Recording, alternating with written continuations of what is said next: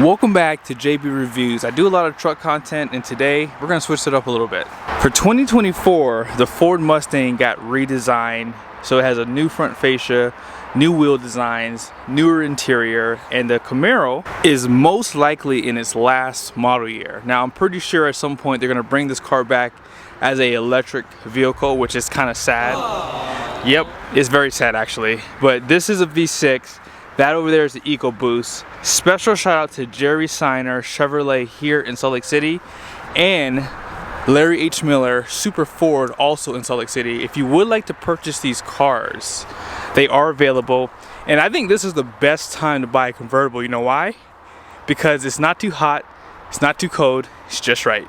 Now, as far as the cars go, they're not apples to apples simply because the Camaro has this RS package and a wheel upgrade package. So unfortunately, the Camaro is going to probably look a little bit nicer to some people. So just keep that in mind.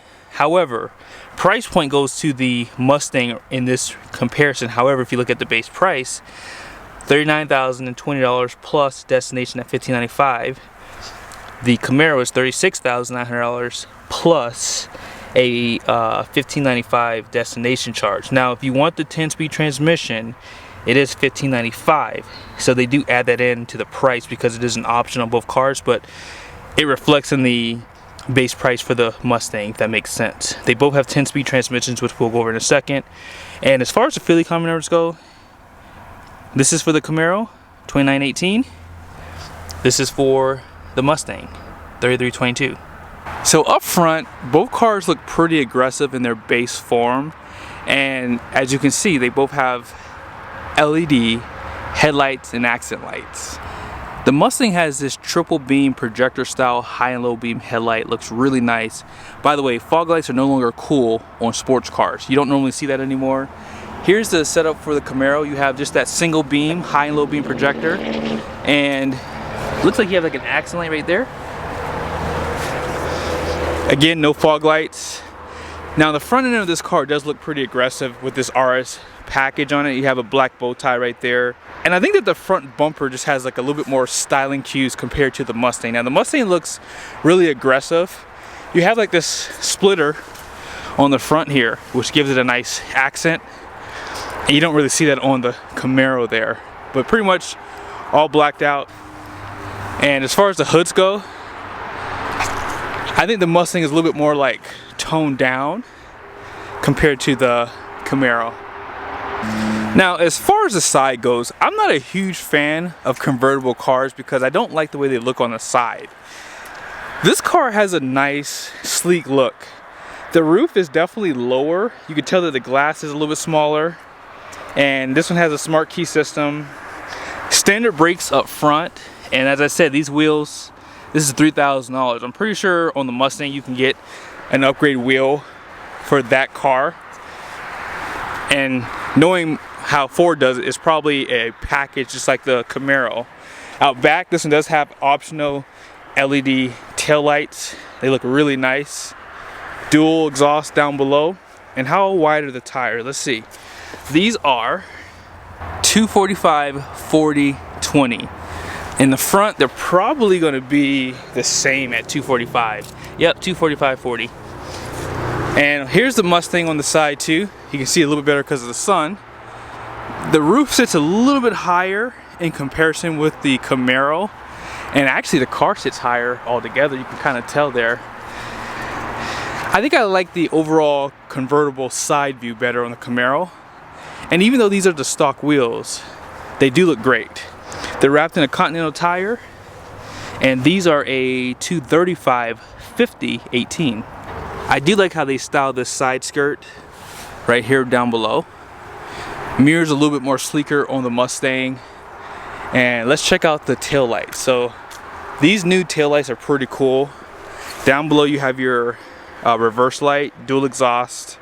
Let's go ahead and check out the convertible tops. By the way, the Mustang does have smart key system too.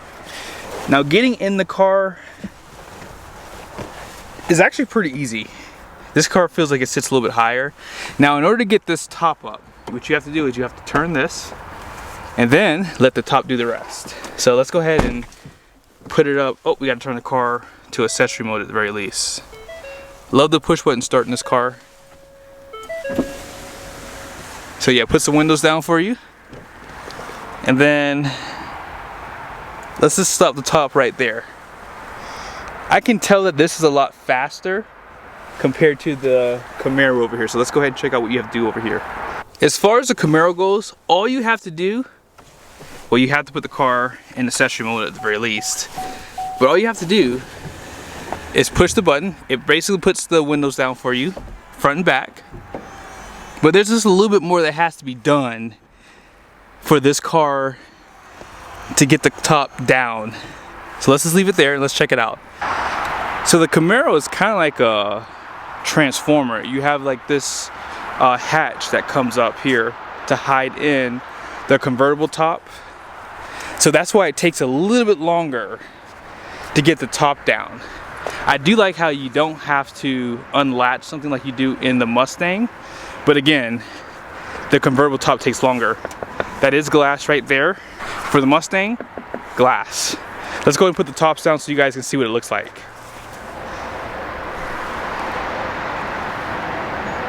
So there it is. Very clean styling. The only thing that shows is this right here. And I'm pretty sure there's something you can put here to make it look a little bit nicer.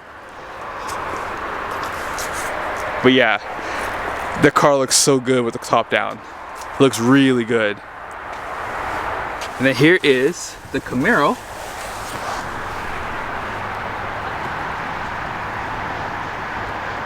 That's really nice. I do like how it hides everything for you. And with the top down, yeah, it looks really good. Believe it or not, the Mustang looks better with the top down, guys. What do you guys think? I think I like the Mustang better.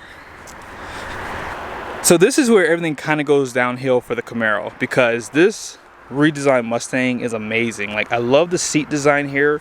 Great bolstering top and bottom. And check out the setup for the steering wheel too. Nice graphic right here. This is a 12.3 and 13.2 inch display, so big screens. And the overall layout of this car is super nice. I don't know what this is. Oh, there it is. A little bit of storage right there.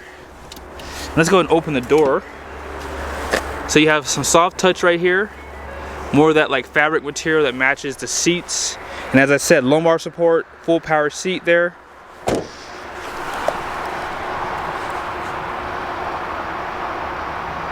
Yeah, I just like the overall design and layout of this car.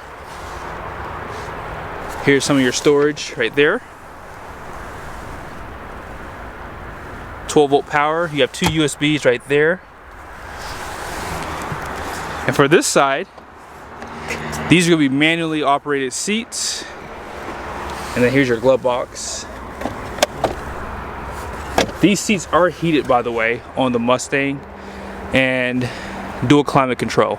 So here's the setup for the Camaro. Here's the gauge cluster. It's going to be analog with a small screen to give you some information. I didn't mention, but this car does have paddle shifters. This is a 7-inch display right there. I like how the buttons are laid out down below. This is a pretty simple car. As far as this goes, you have two type A USBs inside of here, cup holders, 12-volt power, and this car does not have dual climate control like that Mustang did. As far as the driver's side goes, you do have a power seat. I don't see that it has lumbar support, and I'm gonna go ahead and pop the trunk for this car so we can check that out in a second. But even in the rear, like, I have the seat all the way back. I can move it up a little bit, but these cars, you're not gonna really be able to sit in the rear. For the Mustang, for myself, I have the seat pretty much how I would like it on both cars. And yeah, same scenario. Let's go ahead and pop the trunk for the Mustang and then we'll check these out. I'm still looking for the trunk here. Not sure where it's at. Oh, is this hole right here in the back? Yeah, this is the trunk, guys. There's not a lot of space for people who like to go golfing. Now, in the Mustang, even though the top isn't as nice as the Camaro, you do have a larger trunk. You can definitely get some golf clubs, some suitcases, all that good stuff back here. So this is probably the winner for sure for the trunks. If you're looking at the Camaro, well, your wife's gonna take up the trunk. Hopefully you don't have anyone riding with you because you're gonna need this space for the storage. Let's go ahead and talk about these engines next. As far as electric vehicles go, if they're replacing these types of engines, I'm okay with it. But as far as the V8s go, I hope they do find a way to keep those engines alive. Just my thinking here. This 3.6 liter V6 is naturally aspirated and it is lacking in the power department. So it's gonna have 335 horsepower at 6,800 RPM, so pretty high up there. And the pound-feet of torque is 284, that comes on around 5,300 RPMs. This one has a 10-speed, it is standard with the 6-speed transmission. So humbly, I think this is where a lot of people are gonna probably choose the Mustang because this is a 4-cylinder, however, it is turbocharged. It's gonna have 315 horsepower. That comes on at 5,500 RPMs and 350 pound-feet of torque that comes on at 3,000 RPMs. So again, this car is going to beat that Camaro all the way up to 60 and past it. Also, that is with 93 octane. So those numbers are gonna obviously change if you use a regular fuel setup. 10-speed transmission. Let's go ahead and take a look at the numbers on the door. So here are the numbers on the door.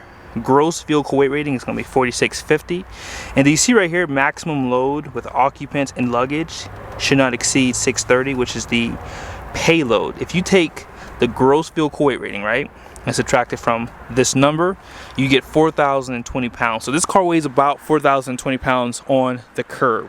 Let's check out what the Camaro weighs. As far as the Camaro goes, here are the axle ratings, but this is the gross vehicle weight rating, so you can see it's lower than that Mustang. It has a little bit higher cargo carrying capacity at 688. So this car weighs on the curb 3,757 pounds. So, you know, this car is definitely lighter by what, around 300 pounds or so. And they don't tell you any wheel specs on the sticker. Normally they'll show you the wheel specs, but they don't have them on there. So I don't know how wide they are, unfortunately.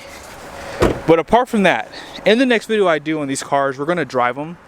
We're gonna see MPG, acceleration, all that good stuff. And we'll see which car is faster to 60 miles an hour. I mean, we know which car is faster, but by how much? Be sure to subscribe to the channel. Make sure your bell notifications are on. See you guys in the next video.